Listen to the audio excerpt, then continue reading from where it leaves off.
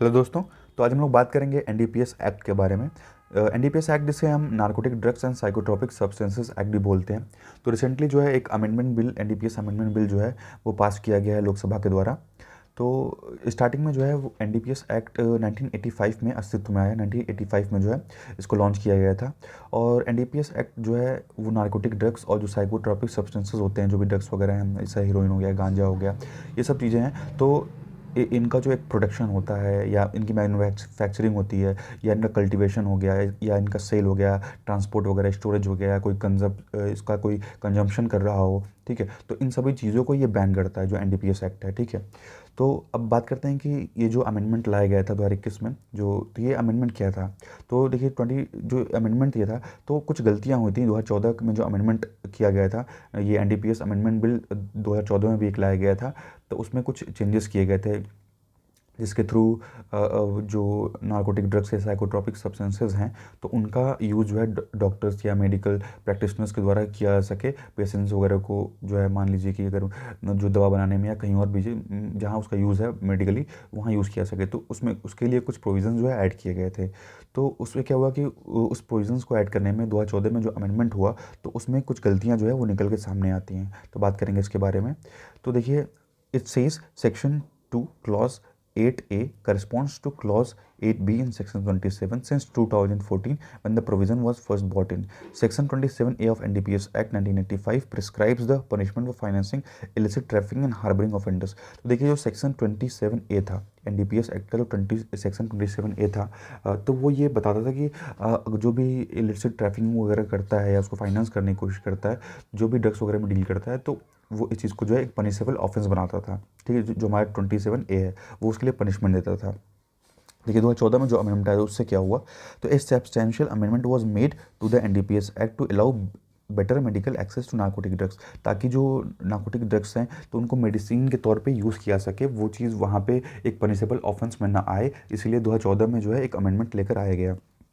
तो इसमें जो है इसेंशियल ड्रग्स को डिफ़ाइन किया गया है कि इसेंशियल ड्रग्स, जो ज़रूरी जो ड्रग्स हैं, वो आएंगे सेक्शन 9 के अंडर में। एंड अलाउ द मैन्युफैक्चर, उनकी मैन्युफैक्चरिंग अलाउ की गई, possessions, transport, import interstate, export interstate, sale, purchase, consumption and use of essential narcotic drugs. तो जो भी इसेंशियल नार्कोटिक ड्रग्स हैं जो कि एनडीपीएस एक्ट के सेक्शन 9 में इंक्लूड किए गए 2014 के अमेंडमेंट के द्वारा, तो इसमें ये कहा गया कि इनका ट्रांसपोर्ट वगैरह जो है वो किया सकता है अगर मेडिकल यूज़ करना है, ठीक है। तो ये जो है ये पनिशेबल ऑफेंस नहीं होगा, यहाँ आपको सज़ा उसके लिए नहीं हो सकती है। But before 2014 amendment, A section 28A already existed and contained a catalogue of offences for which the punishment is prescribed in section 27A। तो उसके पहले जो है, अमेंडमेंट के पहले भी सेक्शन 28A जो था वो एग्जिस्ट करता था, और जिसकी जो पनिशमेंट है वो सेक्शन 27A में दी हुई, 27A में जो है दी हुई थी। तो बात करें 27A क्या है, तो हुसएवर इंक्लूड्स इन फाइनेंसिंग, जो भी फाइनेंसिंग करेगा ड्रग के लिए डायरेक्टली या इनडायरेक्टली, ठीक है, harbours any person engaged in any of the aforementioned activities shall be punishable with rigorous imprisonment, ठीक है, और जिसमें करीब करीब 10 साल की सज़ा होगी, जिसको 20 साल तक जो है बढ़ाया जा सकता है। तो उसमें 27A में जो है वो सज़ा का प्रावधान था।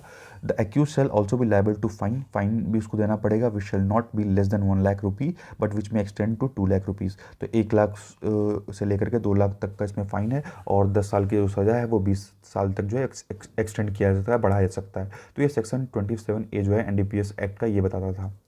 तो अब देखते हैं क्या गलती हुआ इसमें। तो वाइल डिफाइनिंग इसेंशियल ड्रग्स, तब 2014 का अमेंडमेंट आया था जिसमें इसेंशियल ड्रग्स को डिफाइन किया जा रहा था, ठीक है, सेक्शन 2 में। The catalogue of offences originally listed under section 28A was now under section 28B, ठीक है। तो बाद में पहले सेक्शन ए के अंडर में रहता है इसेंशियल ड्रग्स, उसके बाद उसको सेक्शन 2 के 8B में इंक्लूड किया जाता है। Section 28A defines essential narcotic drugs. Section 28A जो है वो इसेंशियल नार्कोटिक ड्रग्स की बात करता है। लेकिन यहाँ क्या होता है कि drafter miss amending the enabling provisions in section 27A। लेकिन यहाँ देखिए, सेक्शन 28A में जो चेंजेस कर दिया गया, लेकिन सेक्शन 27A में जो है वो चेंज नहीं किया गया, ठीक है। तो उसकी वजह से क्या होता है कि अभी इसमें जो है सेक्शन 27A में कोई पनिशमेंट जो है वो प्रेजेंट नहीं रहती है। तो section 27A punish offences mention under section 28A and sub clause 1 to 5। तो इस यहाँ पे जो सेक्शन 27A है, तो इसके ऑफेंसेस जो है वो सेक्शन 28A सब क्लॉज 1 से 5 तक में मेंशन किए गए हैं। लेकिन यहाँ पे जब चेंज किया जाता है तो इस चीज़ का जो है ध्यान वो नहीं दिया जाता है। However, Section 280 subclause 1 to 5, which were exposed to be catalog of offences, does not exist after 2014. तो 2014 के अमेंडमेंट के बाद जो क्या होता है कि ये जो सब क्लॉज रहते हैं 1 से लेकर 5 तक, ये तो एग्जिस्ट नहीं, ये खत्म हो जाते हैं इस अमेंडमेंट के द्वारा, ठीक है। It is now section 28B, तो अब सिर्फ और सिर्फ जो है 28B बचा रहता है, ठीक है। तो error in the text means 2014 section 27A was इनऑपरेबल। तो अब यहाँ जो एक तरह से देखा जाएगा, जब 1 से 5 तक का सब क्लॉज ये खत्म हो गया तो अब सेक्शन 27 एक तरह से खत्म हो गया है, कोई इसका मतलब ही नहीं है। तो यही एरर जो है वो नोटिस किया गया है त्रिपुरा हाई कोर्ट के द्वारा, ठीक है। और एक अपने जजमेंट में इसको रेक्टिफाई किया गया, जिसमें एक 2016 का जो एक्यूज था वो जो है बेल के लिए अप्लाई करता है वेस्ट त्रिपुरा में, ठीक है। तो यहाँ के त्रिपुरा हाई कोर्ट में जो है ये अप्लाई करता है और ये कहता है कि सेक्शन 27A में जो है वो कोई पनिशमेंट ही नहीं है, तो अब आप हमको कैसे सज़ा देंगे, किस हिसाब से सज़ा देंगे, ठीक है। तो उसके बाद अगर मान लीजिए कि अगर उसको अगर पहले के हिसाब से सज़ा दी जाती तो वो चीज़ तो उसका फंडामेंटल राइट का कहीं ना कहीं वॉलेशन हमें देखने को मिलेगा, क्योंकि हमारे संविधान का जो आर्टिकल 20 क्लॉज 1 है वो ये कहता है कि no person shall be convicted of any offence except for violation of the law in force at the time of the commission. Means अगर मान लीजिए कोई पर्सन अगर 2016 में अगर क्राइम कमिट किया है तो जो नियम या जो कानून 2016 में है उसको उसी हिसाब से सजा दी जाएगी, ठीक है। अगर मान लीजिए उसकी हियरिंग 2021 में भी हो रही है लेकिन उसने क्राइम कमिट किया 2016 में, तो 2016 में तो ये प्रावधान था कि सेक्शन 27A जो था वो तो इनऑपरेबल था, तो उसको सजा तो मिल नहीं सकती है इस पहले या आपके कानून के हिसाब से, ठीक है। कहीं ना कहीं वो ये जो है आर्टिकल 20 को वायलेट करेगा।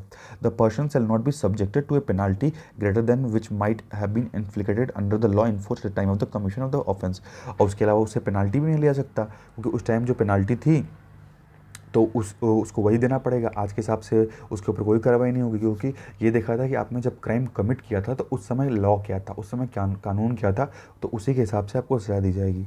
This protection means that a person can not be prosecuted for an offence that was not a crime under the law when it was committed. जब वो लॉ बना तो उस समय जो है जो क्राइम उसने कमिट किया तो उस टाइम के कानून के हिसाब से उसको सज़ा दी जाएगी, ठीक है।